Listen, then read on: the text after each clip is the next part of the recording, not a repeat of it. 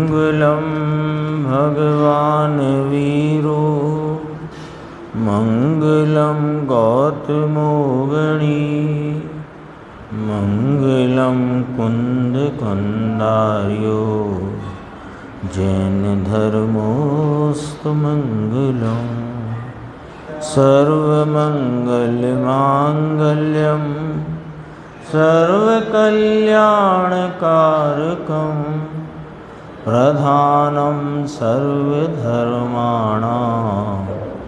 जैनं जयतु शासनम्।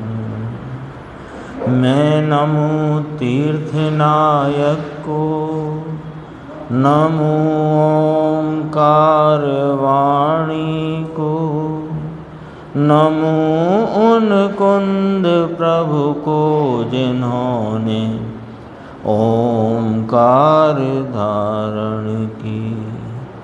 अहो उपकार जिनवर का, कुंद का दिव्य वाणी का, जिन कुंद ध्वनि दाता उन कहान स्वामी का। चिदानंदेक रूपाए जिनाए परमात्मने, परमात्म प्रकाशाय नित्यं सिद्धात्मने नमः। परमात्म प्रकाश जी ग्रंथ है और इसके 33वें नंबर की गाथा में गुरुदेव श्री का हमने कल भी व्याख्यान आधा घंटे सुना था और उसी गाथा पर आज का जो 30 मिनट का व्याख्यान गुरुदेव श्री का हमने सुना। तो आज का जो प्रवचन था बहुत ही मार्मिक, प्रेरणास्पद और तत्वपरक था। तत्व का भी यथार्थ प्रतिपादन करते हुए हम सबको प्रेरणा स्वरूप बहुत बातें गुरुदेव श्री ने आज अपने सामने रखी। यहाँ से शुरू हुई थी दृष्टांत से बात। दृष्टांत भी गंभीर है, यानी उसमें जो सिद्धांत या जो उपदेश या जो अपने को प्रेरणा है वह बहुत ही मार्मिक है। देखो, एक बड़ा व्यक्ति मिलने आया हो, उसके साथ बात छोड़कर 5-6 वर्ष का लड़का आया हो और उस बालक के साथ बात करने लगे और समय निकला जाता है, व्यतीत होता है, तो उसका अनादर किया कहलाएगा।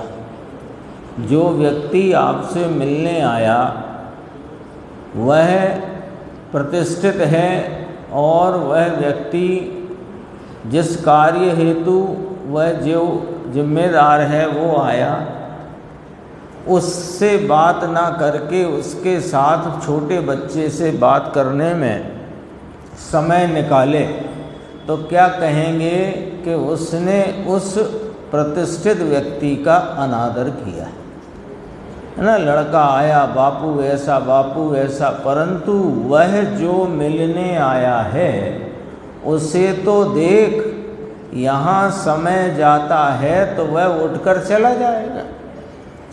समय निकला जाता है बच्चे के साथ खेल खेल में तेरा, और वह व्यक्ति तो जिससे तुझे कोई प्रयोजन है या जो तेरे से मिलने आया है उसका प्रयोजन है, कोई अपेक्षा, तो वह तो फिर चला जाएगा। तो कहा मुमुक्षु ने कि उसमें भूल नहीं करता। तो गुरुदेव श्री फरमाते हैं उसमें भूल नहीं करता। अब देखो ये सिद्धांत क्या है, प्रेरणा क्या है, भूल क्या है। देखो, यह 3 लोक का नाथ सच्चिदानंद प्रभु परमात्मा, यह अपना हाजरा हुजूर शुद्ध चैतन्य परिपूर्ण तत्व ज्ञायक भगवान, ये तुझे पर्याय पर्याय में मिलने आता है। यह अपना चैतन्य ज्ञायक शुद्ध पवित्र परिपूर्ण तत्व ये जगत का सर्वोत्कृष्ट पदार्थ, यह तेरी पर्याय प्रतिपर्याय में तुझे मिलने आता है।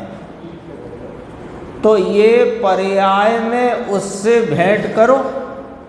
किससे? कि अपने चैतन्य भगवान त्रिलोकीनाथ। ये त्रिलोकीनाथ, इस त्रिलोकीनाथ का जिन्होंने आलम्बन लेकर उसकी एकाग्रता और उसकी उग्रता में जो पूर्णता प्राप्त करके परम पद को प्राप्त किया है, वे त्रिलोकीनाथ पर्याय में कहलाते हैं। अरे ये तो वस्तु तत्व अनादि अनंत त्रिलोकीनाथ है। तो इससे पर्याय में भेंट करना है यह, और उस पर्याय को, पर्याय प्रति पर्याय को अपनी उपयोग की वर्तती हुई वर्तमान अवस्था को उस त्रिलोकीनाथ सच्चिदानंद शुद्ध ज्ञायक भगवान से भेंट ना करके राग द्वेष और संकल्प विकल्प में बालक के साथ बातें करके निकाल देता है। ये बालकवत हैं। संकल्प विकल्प राग द्वेष कषाय की मंदता के भाव, इनमें जो तुम अपना प्रति समय वर्तती पर्याय को उसमें लीन रखकर उसमें ही जोड़ करके इस त्रिलोकीनाथ से भेंट करते नहीं, समय निकला जाता है। समय निकला जाता है। क्यों? समय कैसे निकल जाएगा?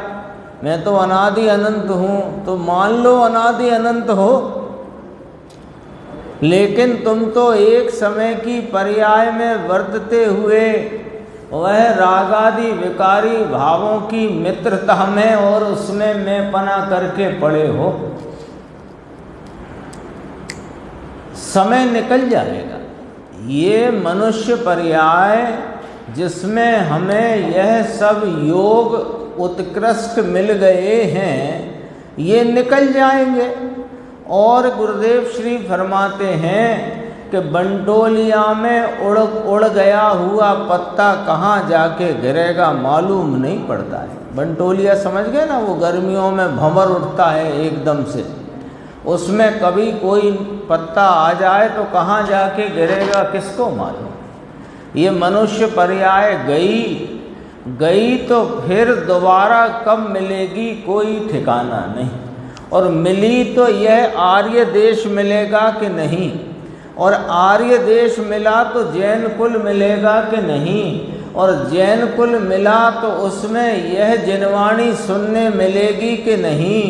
जिनवाणी भी संयोग रूपता से मिल गई तो उसका सच्चा आशय अभिप्राय बताने वाला मिलेगा कि नहीं।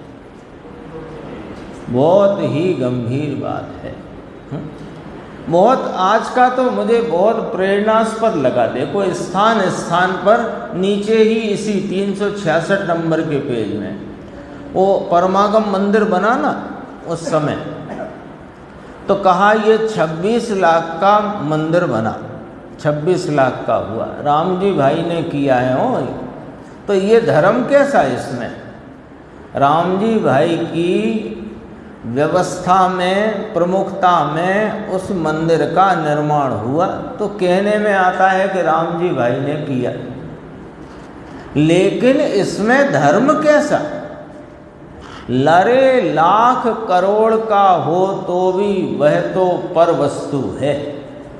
ये परमागम मंदिर जिसमें कुंद आचार्य भगवान के 5 परमागम संगमरमर पर उत्कीर्ण कर दिए गए, जिससे सालों साल वे सुरक्षित रहें, ऐसा अंदर में जैन धर्म और तत्व की प्रभावना का कोई अद्भुत शुभ भाव।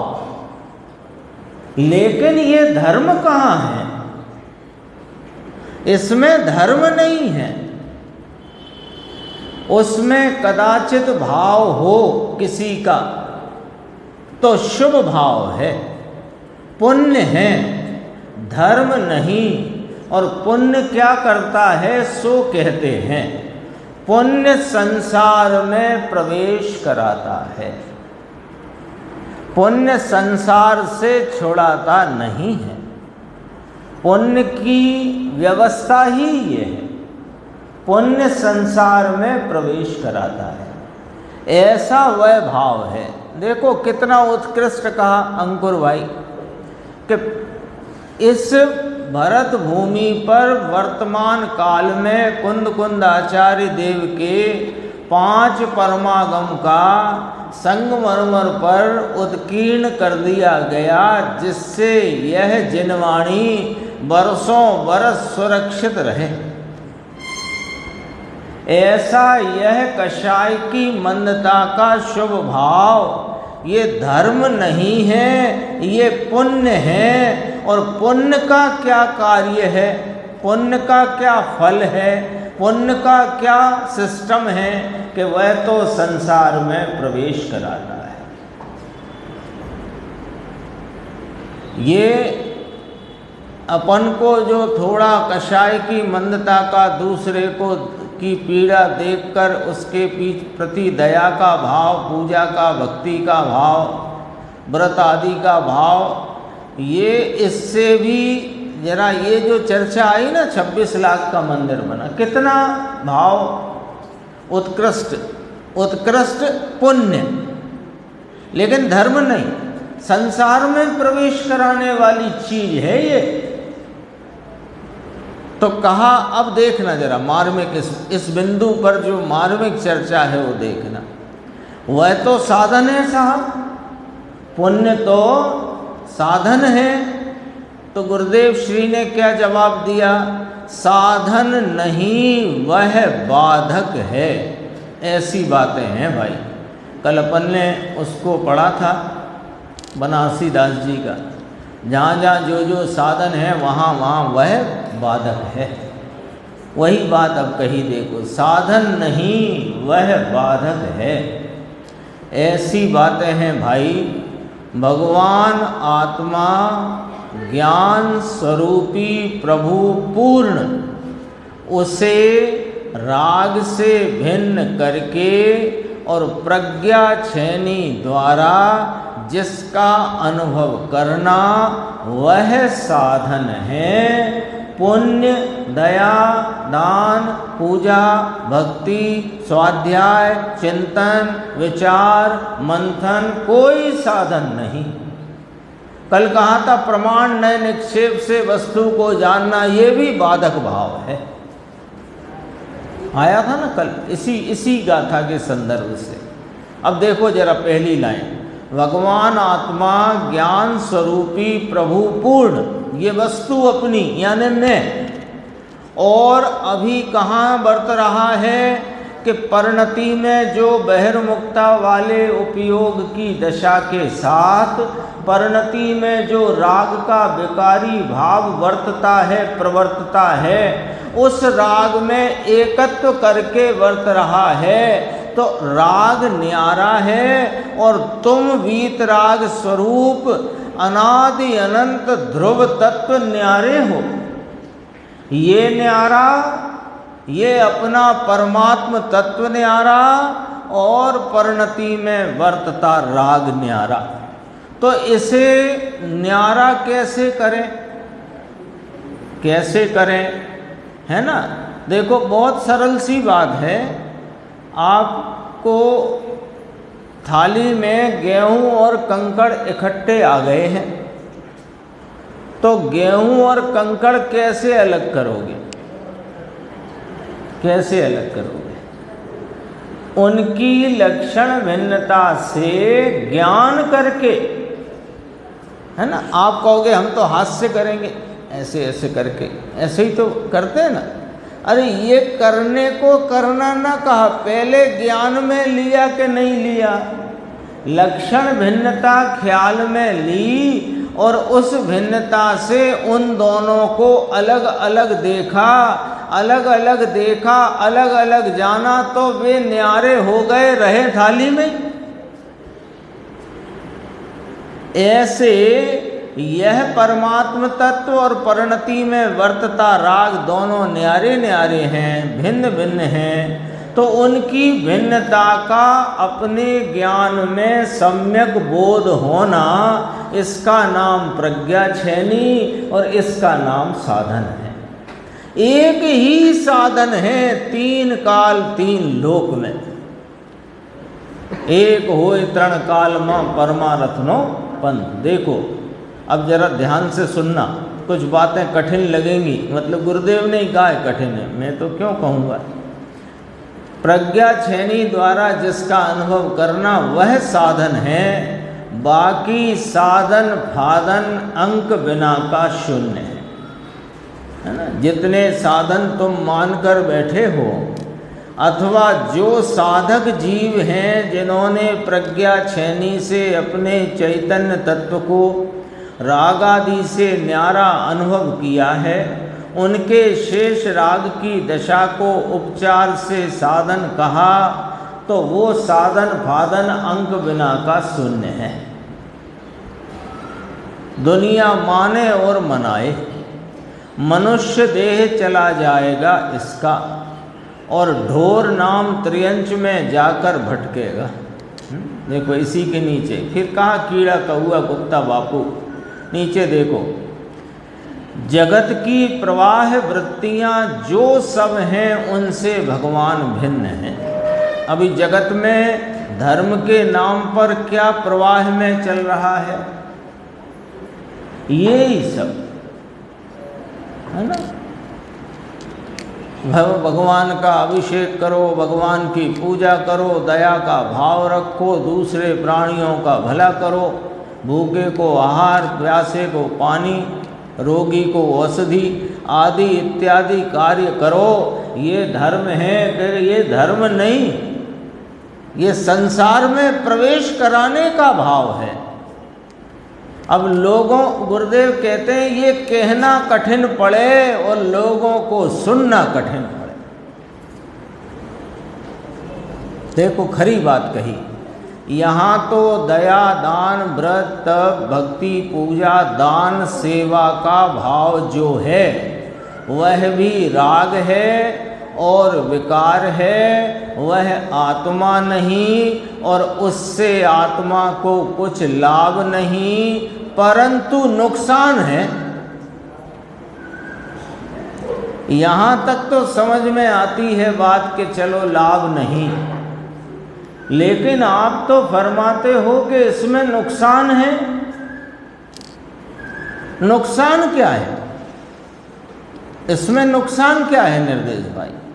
हाँ, दया दान व्रत तप भक्ति पूजा दान सेवा का भाव, ये तो जगत में भी लोग तारीफ करें, इसमें क्या नुकसान है?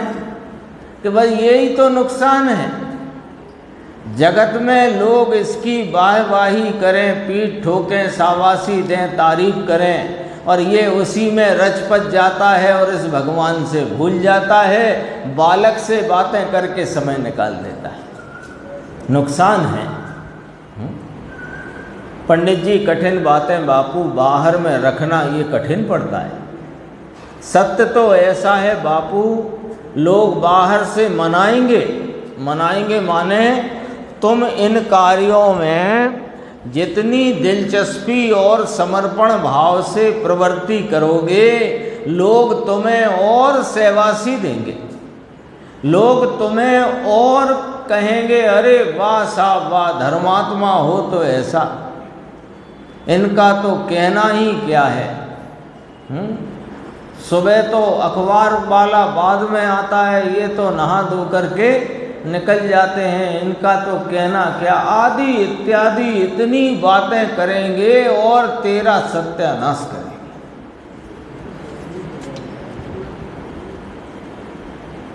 क्यों? कि वे तुझे सेवासी देंगे और तुम उसमें फूल जाओगे और उसमें ही रचपच के, ये जो छोटी सी उम्र है अभी मनुष्य भव की, बहुत कम है ना। आदिनाथ भगवान की कितनी थी? 84 लाख पूर्व। एक पूर्व में 56 करोड़ 70 लाख वर्ष होते हैं। एक पूर्व में 56 करोड़ 70 लाख वर्ष, और ऐसे 84 लाख पूर्व की आयु मनुष्य भव की, और महावीर भगवान की 72 वर्ष की। कल ही तो थी वीर शासन जयंती। 30 वर्ष की अवस्था में मुनिपना लिया, 42 की अवस्था में केवल ज्ञान हुआ, और 72 की अवस्था में निर्वाण की प्राप्ति हुई। और हमारी तो समझो उससे भी कम ही मानो, ज़्यादा मानने की ज़रूरत नहीं है ना। जो कुछ हो उसे एक्स्ट्रा बोनस मान लेना, लेकिन अब वास्तव में है नहीं समय ज़्यादा, और फिर से ऐसा मनुष्यपना मिलना मुश्किल है। आज तो बहुत चर्चा तत्वपरक भी है और प्रेरणास्पद बहुत है। देखो फिर सुनो, 368, रजकण तारा भटक से जैम भटकती रेत, रखड़ती कहा था। रजकण तारा रखड़ से जैम रखड़ती रेत, रजकण तेरे भटकेंगे जैसे रेत भटकती है ना। ये रजकण बिखर जाएंगे बापू, ये तो मिट्टी धूल है। ये जैसे सजा सजा कर इसकी देख रेख में अपन जो जितने भी 60, 70, 80 वर्ष निकाल दें, लेकिन ये तो राख होकर फू होकर उड़ जाएगी। वह कहाँ तू है, रजकण तेरे भटकेंगे और जैसे भटकती रेत, फिर नर्तन पामीस क्या, फिर नर्तन कहाँ पाएगा तू। ये समझो बहुत बड़ी लॉटरी लगी है, प्रचलन की भाषा में कहा। शास्त्र की भाषा में कहें तो अभी मेरु समान पुण्य उदय में आया है। मेरु है ना, मेरु मध्य लोक में जम्बू द्वीप में मेरु पर्वत 1 लाख योजन ऊंचा, तो वो एक विशाल वस्तु की उपमा रूप कहा कि मेरु समान पुण्य उदय में आया है। जो आर्य देश, एक तो ये नरभव आर्य देश जैन कुल, उसमें जिनवाणी, और जैनों में भी देख लो कितने गिनती के लोगों को मिली है ये असली माल, असली चीज है ना। ज़्यादा दूर नहीं, आसपास ही देखोगे, कदाचित घर में भी देखोगे तो कोई कोई को मिली, कोई कोई को नहीं मिली। और ये निकल गया भैया ये नरभव, फिर मिलना मुश्किल है। दौलत राम जी ने भी लिखा, और विद्वानों ने भी कहा, पंडितों ने कहा, आचार्यों ने कहा, अरे चेत चेत नर चेत, अवसर आया और चेतेगा नहीं, भूल में भ्रमित हो जाएगा और फिर भगवान न मिलेगा ही। समझ में आया? परमात्म प्रकाश है ना, ये परमात्मा तू स्वयं प्रकाश है, ऐसा कहते हैं। केवल ज्ञान स्फुरत तनु, ता दो वैसा है ना, तो ये दो ता है। केवल ज्ञान स्फुरत तनु, तनु नाम शरीर, तो के चैतन्य का प्रकाश नूर तेज पूर्ण वह तन, वह तेरा शरीर, वह तेरा स्वरूप है। नजर जाना कठिन है, क्योंकि बाहर में भटकने का अनादि से अभ्यास है। फिर क्या कहते हैं? सह परमात्मा निर्भ्रांत, जानो किसको? जो पीछे कहा केवल ज्ञान स्फुरत तनु, यह आत्मा केवल ज्ञान स्फुरत, स्फुरत तो प्रकट केवल ज्ञान को कहते हैं कि नहीं, यहाँ पर मात्र ज्ञान स्वरूप प्रकट रूप शरीर, शरीर नाम विस्तार, शरीर ये वाला नहीं, शरीर माने इसका विस्तार कैसा है? केवल माने मात्र ज्ञान स्वरूपी विस्तार से प्रकट है, उसको ही तुम परमात्मा निस्संदेह पने जानो। आगे पंक्ति है, बहुत गंभीर है।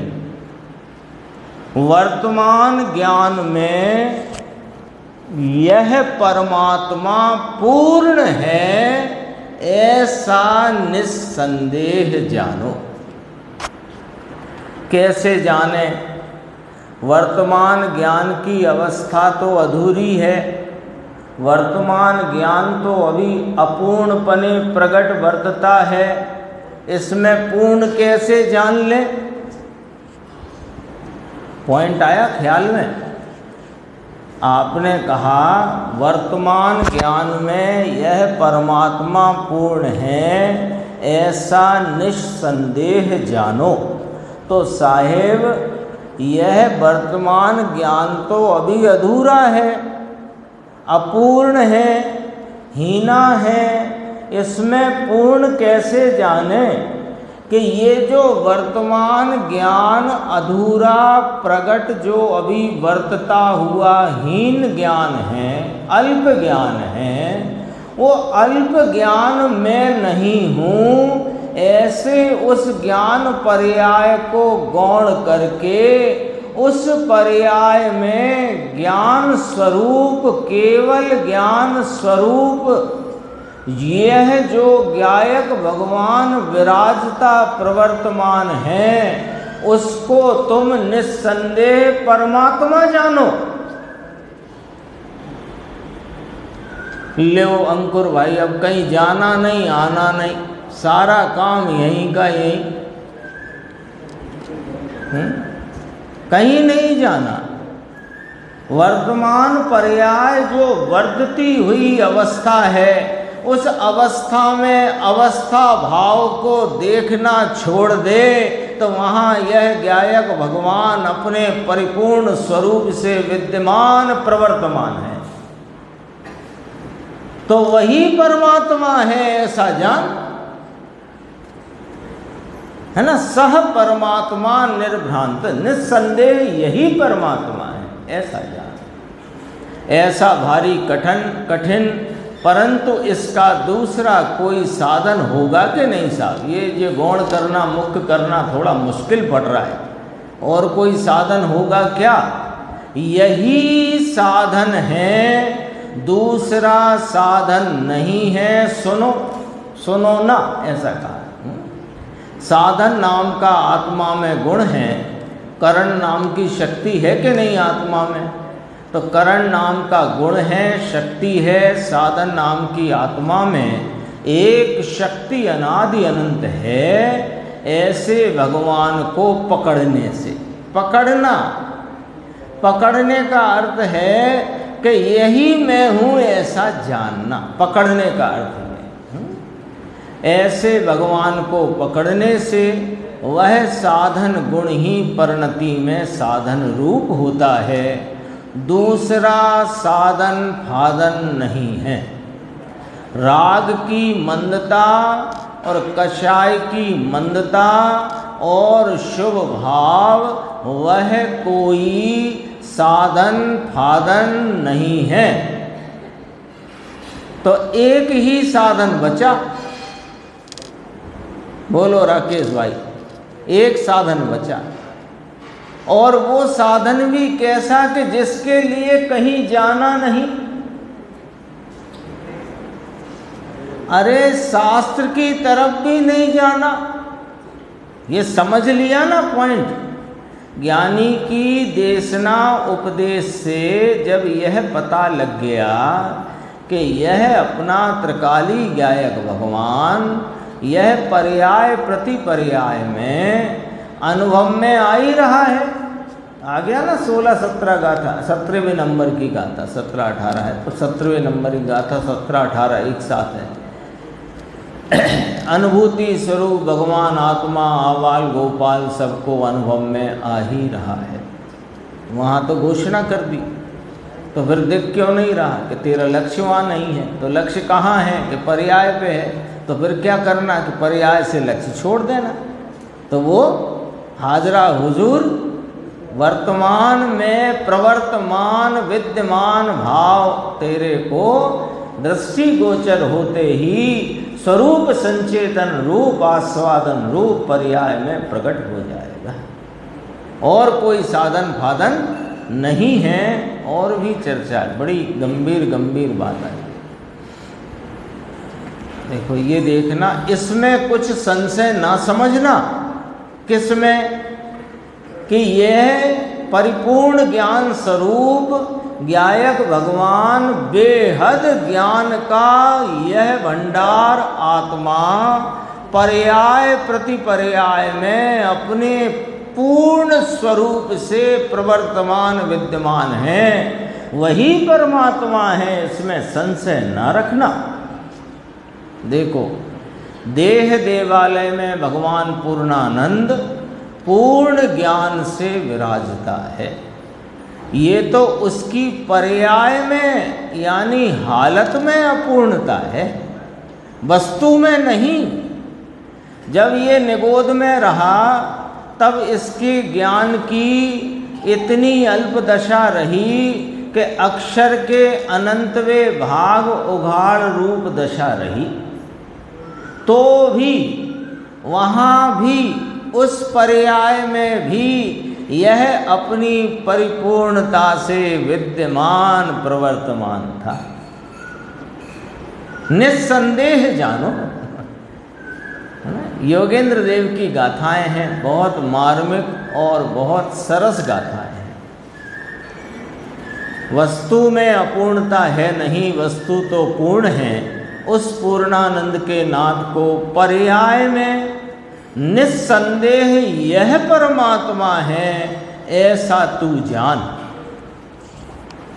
कहाँ जाने? पर्याय में जाने। कहाँ है? पर्याय में है।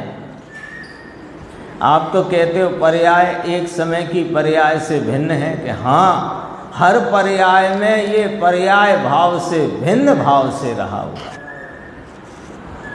हर पर्याय में। तो ये तो आत्मा तो पर्याय बिना का है ना। अरे आत्मा वस्तु पर्याय द्रव्य पर्याय स्वरूप है, उसकी पर्याय में जो ध्रुव तत्व है वो पर्याय बिना का है, वो पर्याय से भिन्न है। तो पर्याय में देखो कि पर्याय से भिन्न जो है वो कैसे दिखे, कि पर्याय को न देखो तो दिखे। सबसे सरल उपाय, इससे सरल उपाय नहीं। देखो और वर्णन है। यह पर्याय कितनी, प्रश्नवाचक है, यह पर्याय कितनी कि ऐसा त्रिकाली निस्संदेह भगवान उसे पर्याय में स्वीकार करो। पर्याय में पर्याय से रहित जो अपना त्रैकालिक ध्रुव रूप सामान्य सदृश एक रूप जो भगवान आत्मा अपने ज्ञान असाधारण गुण से लक्षित होने वाला ज्ञायक तत्व, उसको पर्याय में स्वीकार करो। तो इसमें निस्संदेह शब्द का क्या मर्म है? एक बार इसमें लिया ना, ये देखो, ये मूल गाथा में था, सह परमात्मा निर्भ्रांत, ये आया था ना शब्द, ये निस्संदेह जानो। तो इसका यहाँ मर्म क्या? योगेंद्र देव ने ये शब्द कहा तो इसका मर्म ये है कि इसमें तुम कोई संशय ना रखना, संशय ना रखना कि वो तो त्रिकाली है साहब, वो तो अनादि अनंत वस्तु है, वो एक समय की पर्याय में कैसे आएगा कि नहीं आएगा। वो एक समय की पर्याय में पर्याय होकर नहीं आएगा, वो अपने त्रैकालिक भाव से, ध्रुव भाव से, सामान्य रूपता से, सदरस भाव से रहा हुआ है। उसी को तुम निस्संदेह परमात्मा जानो। उसमें संदेह ना रखना कि ये पर्याय तो अपूर्ण है, ये परिपूर्ण ज्ञायक यहाँ कहाँ, कि पर्याय निश्चित ही अपूर्ण है। लेकिन हर पर्याय में वो पर्याय की व्यक्त अवस्था में वो पर्याय से रहित हर पर्याय में अव्यक्त भाव, अव्यक्त माने पर्याय अपेक्षा अव्यक्त और अपने स्वभाव अपेक्षा प्रकट रूप विद्यमान है। व्यक्त अव्यक्त तो दो शब्द इसलिए लिए, पर्याय को व्यक्त कहना है और उससे भिन्न द्रव्य स्वभाव अव्यक्त है। इतना देखो, उस पर्याय में भगवान त्रिकाली आता नहीं है, परंतु उसका ज्ञान आता है। समझ में आया? राग में पर्याय नहीं आती। अब जरा देखना, ये पॉइंट थोड़ा सा समझने का है। उस पर्याय में भगवान त्रिकाली आता नहीं। कौन सी पर्याय में? जो वर्तमान उपयोग दशा अपने त्रिकाली भगवान को विषय करके पर्याय भाव को की गौणता में और द्रव्य स्वभाव की मुख्यता में वर्तता हुआ जो वर्तमान उपयोग है, उस वर्तमान उपयोग में त्रिकाली भगवान नहीं आता, क्योंकि उपयोग कार्य रूप है। समझना बात को। अभी हम कह रहे थे कि पर्याय प्रति पर्याय में अपना त्रिलोकीनाथ विद्यमान है। अब आप कहने लगे कि वो आता नहीं है, तो ये हमें बड़ी समस्या या कोई ना कोई इस प्रकार की समझने में दिक्कत आती है कि एक तरफ कहना कि पर्याय प्रति पर्याय में त्रिकाली ज्ञायक भगवान विद्यमान है, फिर कहना कि वर्तमान पर्याय जो त्रिकाली का लक्ष्य करती उत्पन्न हुई उसमें ये त्रिकाली भगवान आता नहीं। दो बातें आ रही हैं, आज ही आई है ना दोनों बातें। क्या क्या बात आई? एक बार कहना, एक बार माने पहले एड्रेस बताने के लिए कहना कि पर्याय प्रति पर्याय में अपना त्रिलोकीनाथ केवल ज्ञान स्वरूप यह प्रवर्तमान विद्यमान भाव है।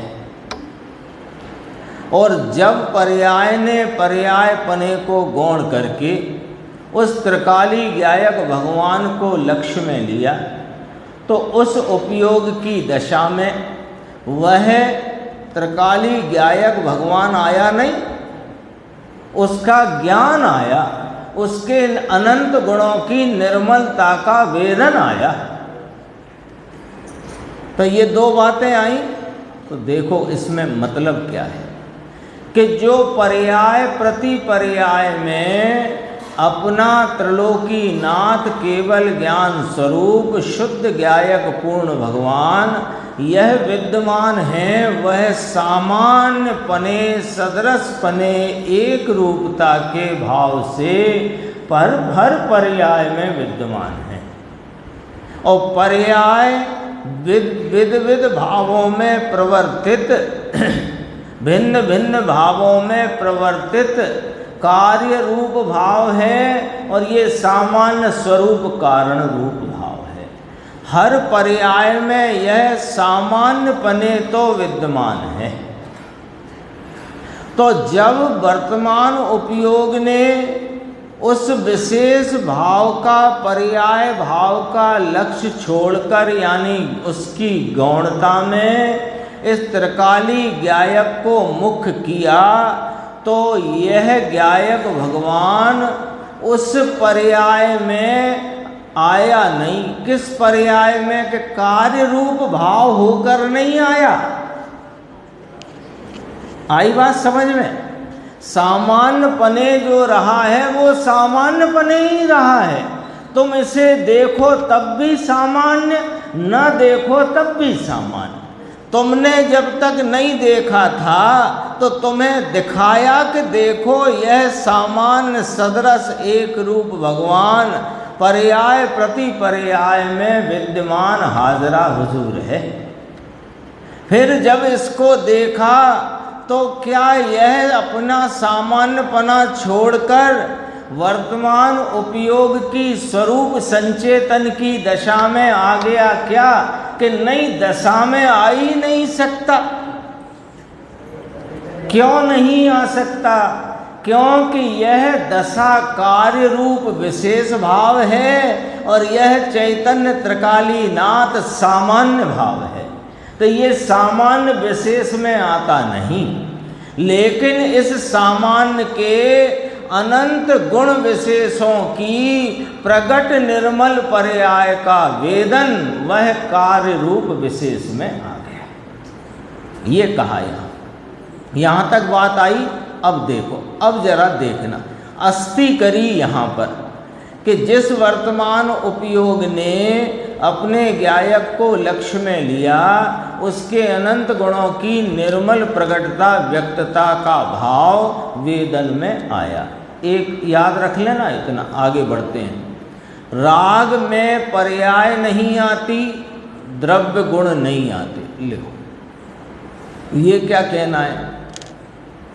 राग का जो भाव हो उसमें पर्याय नहीं आती, यानी इस त्रिकाली द्रव्य की निर्मल प्रगटता की पर्याय राग में नहीं आती।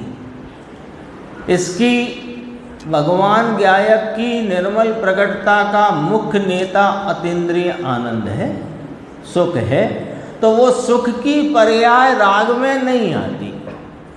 राग में चैतन्य नाथ द्रव्य नहीं आता, इसके अनंत चेतन रूप गुण वे राग में नहीं आते। तो राग में चेतन का नूर नहीं, क्यों कि राग में इसके अनंत गुणों में से कोई गुण नहीं आता। यह चैतन्य द्रव्य नहीं आता और इसकी सुख रूप निर्मल पर्यायें भी राग में नहीं आती। राग में तो विकार और दुख आता है। तो इस बात से, इस चर्चा से क्या बात कहना चाहते हैं कि राग से ये चैतन्य भगवान का ना तुझे पर्याय मिलेगी, ना गुण मिलेगा, ना द्रव्य मिलेगा, कुछ नहीं मिलने वाला। खाली हाथ चला जाएगा इस राग के रंग में रंग रंग करके पूरा जीवन निकाल लेगा। पूजा पाठ व्रत भक्ति आदि के भाव में प्रवर्तमान रहकर अपने को धर्म बुद्धि से धर्मात्मा मानकर तेरा जीवन यों ही खाली हाथ चला जाएगा रीता, ये कहना है। क्योंकि इसमें ना तो इसके आनंद की पर्याय आती, न इसके चेतन गुणों की कोई गंध आती, न द्रव्य आता। इसमें तो विकार आता है और दुख आता है।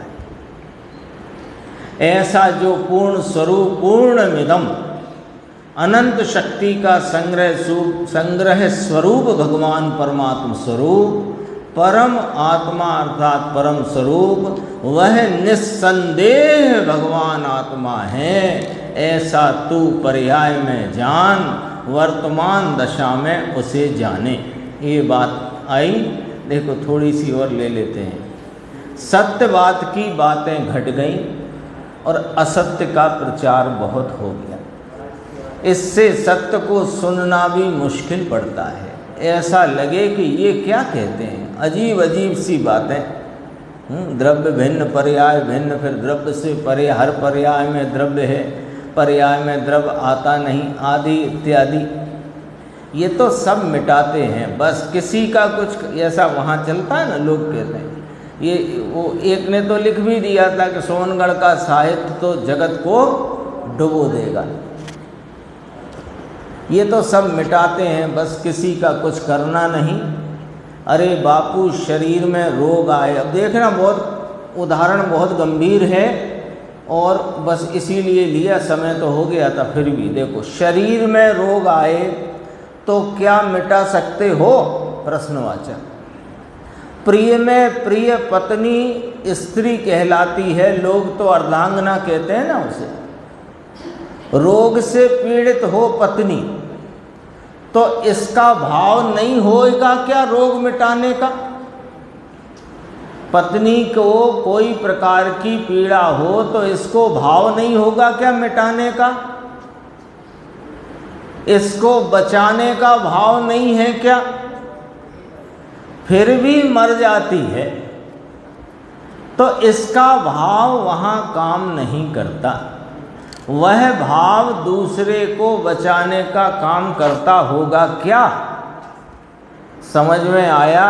अरे भ्रम में जिंदगी व्यतीत करता है और जिंदगी व्यर्थ हार जाता है। कौन चाहता है कि मेरी पत्नी, मेरा प्रिय पुत्र पुत्री हैं ये दुखी रहें, रोगी रहें? कौन चाहता है? अथवा वे इस जगत में से उनका वियोग ना हो जाए, इस बात को चाहते हैं ना, संयोग बना रहे। लेकिन होता क्या है? होता वही है जो योग्यता के प्रमाण में है। इसलिए किसी प्रकार के भ्रम में रहने से फायदा नहीं। अपना चैतन्य तत्व जो प्रतिपर्याय में हाजरा हुजूर विद्यमान है, उस तत्व को निस्संदेह पने परमात्मा जानो।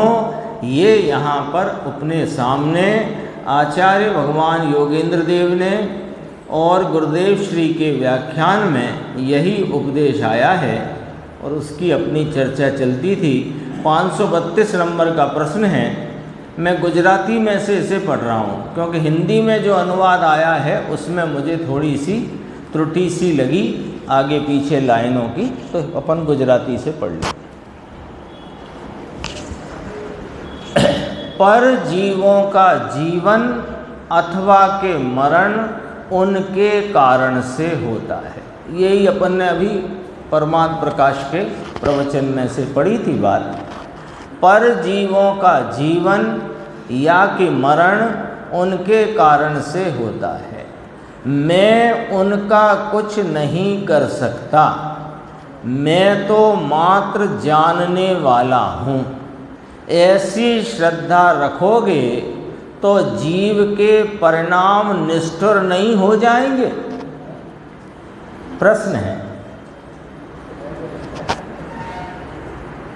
बात आपने सही कही।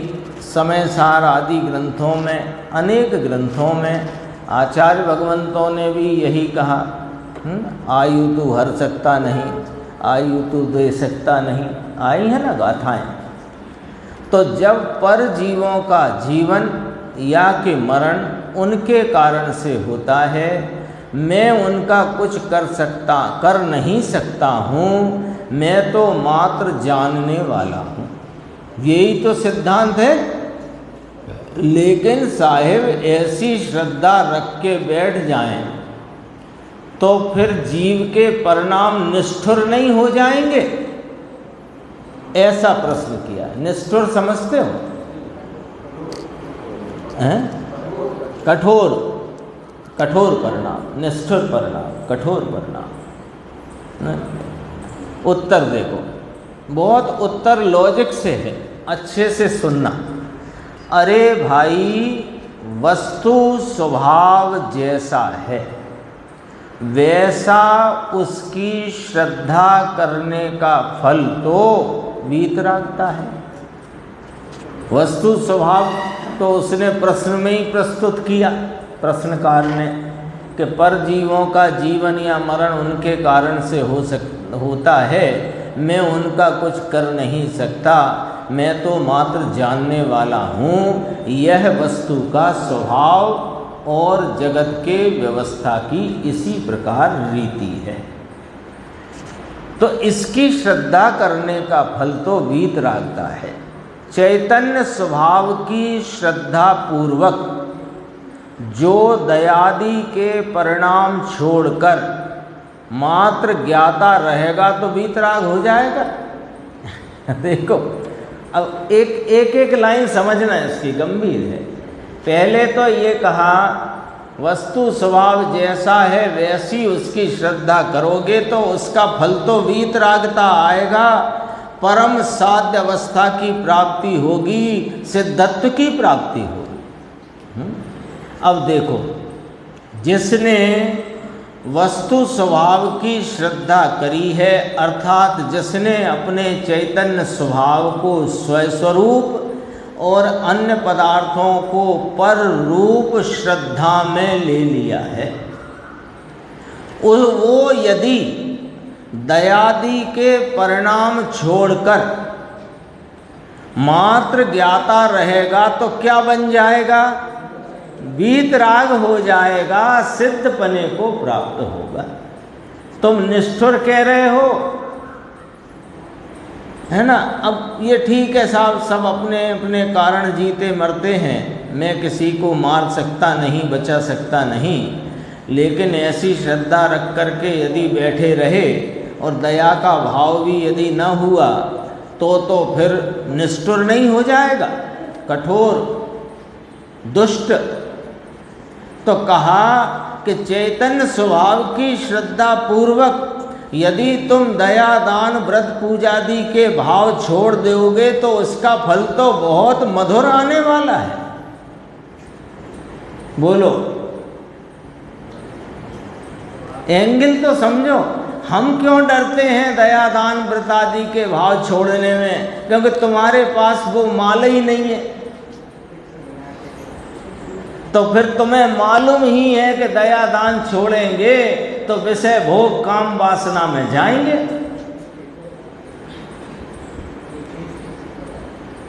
अरे दया दान छोड़ोगे तो यहां आओ ना, और यहीं रह जाओ ना।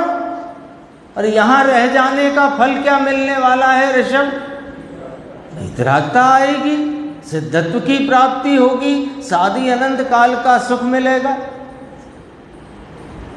उल्टे क्यों दौड़ते, सीधे क्यों नहीं चलते?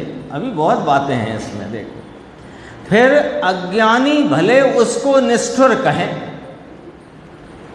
संसार में अब है ना, अज्ञानी भले उसको निष्ठुर कहें। इसकी व्याख्या समझ लेना थोड़ा शॉर्ट में। मुनिराज हैं, वे ध्यान में लीन हैं, अपने स्वरूप की आराधना में लीन हैं। सामने कोई क्रूर पशु किसी निवल पशु को खा रहा है और उनका उपयोग भी वहाँ नहीं, और वे भी हड़क हड़क कुछ करते नहीं। तो दूसरा वहाँ देख रहा है, वो कहेगा कि ये कैसे धर्मात्मा निष्ठुर हैं, और वास्तव में वे इस दया दान आदि के, इस दया के परिणाम से दूर अपने स्वरूप की आराधना द्वारा पूर्णता को प्राप्त करते हैं। लोग कहेंगे निष्ठुर है।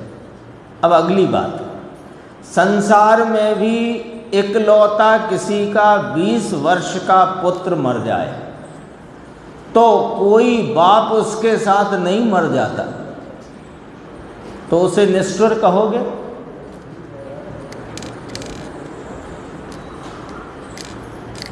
बोलो साहब।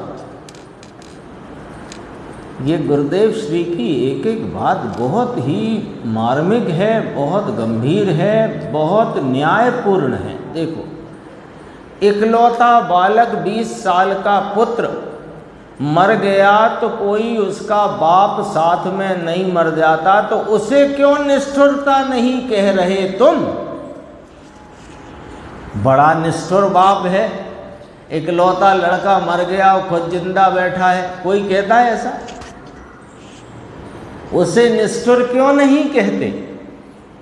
अरे यह निष्ठुरता नहीं है, किंतु वह उस प्रकार का विवेक है।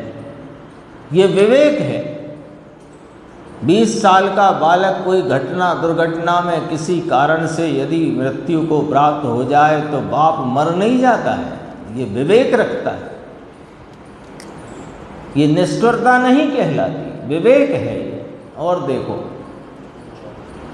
जगत के जीव भी विकार के लक्ष्य से निष्ठुर की लागणी रहित हो जाते हैं।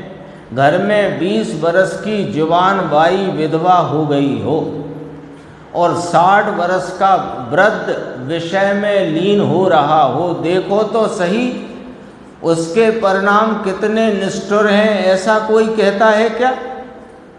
दूसरा दृष्टांत दिया, अज्ञानी कसाय के लक्ष्य से निष्ठुर लागनीहीन होता है। ये ऐसे निष्ठुर कहो या निष्ठुर मान लो कदाचित, तो ये तो अज्ञानी कसाय के लक्ष्य में निष्ठुर है, और ज्ञानी स्वभाव के लक्ष्य में निष्ठुर होकर पूर्णता को प्राप्त होता है। निष्ठुर तो तुम्हारे शब्दों में कहा, दया दान की लागनी छोड़कर। देखो, अज्ञानी कषाय के लक्ष्य से निष्ठुर नाम लागणीहीन। लागणी शब्द है ना, निष्ठुर माने वो दया आदि के परिणामों के प्रति अरुचि, इसका नाम लागणीहीन। जब ज्ञानी अपने चैतन्य स्वभाव के लक्ष्य से एकाग्र होकर के विकारी लागणियों से रहित, यानी विकारी दया दान भक्ति के भावों से रहित होकर सिद्ध हो जाता है, तो उनको तो वीतरागी कहा जाता है, निष्ठुर नहीं कहा जाता।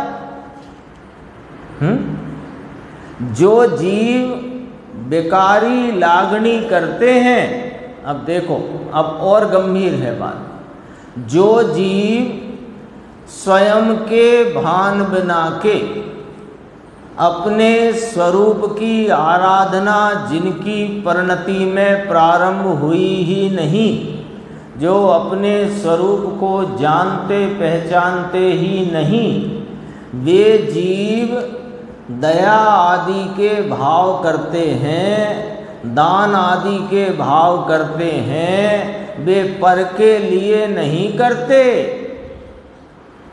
किंतु स्वयं को उस जाति की कषाय उत्पन्न होने से उस प्रकार के दया के भाव उत्पन्न होते हैं।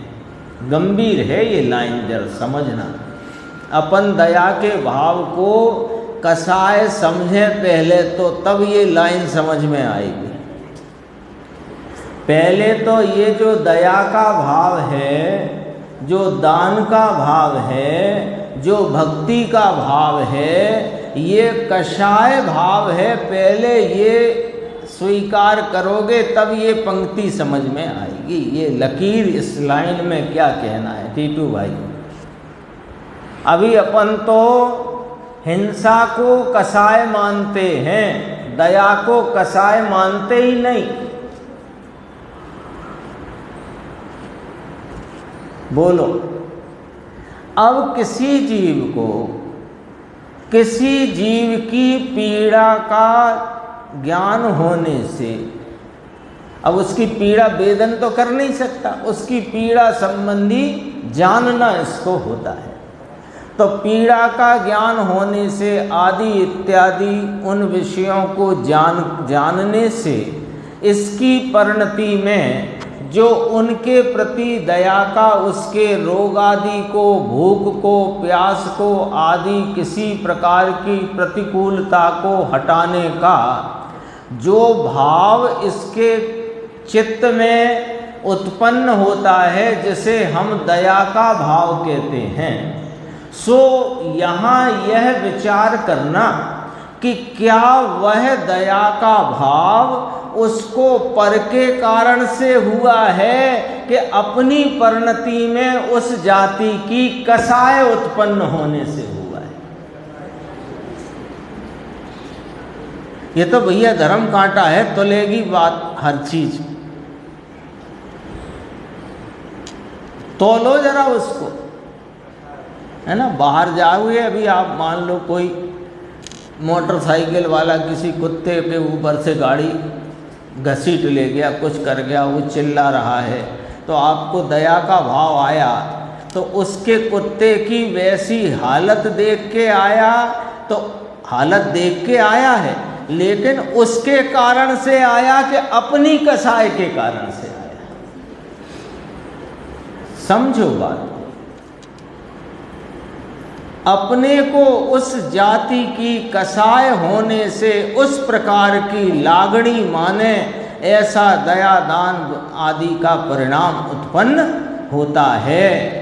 और सुनो, एकदम लास्ट की लाइन, गंभीर लाइन। इस प्रकार के दया दान के भाव को जो करने जैसा माने और इसको अपना फर्ज माने, फर्ज नाम कर्तव्य माने, वह मिथ्या दृष्टि है।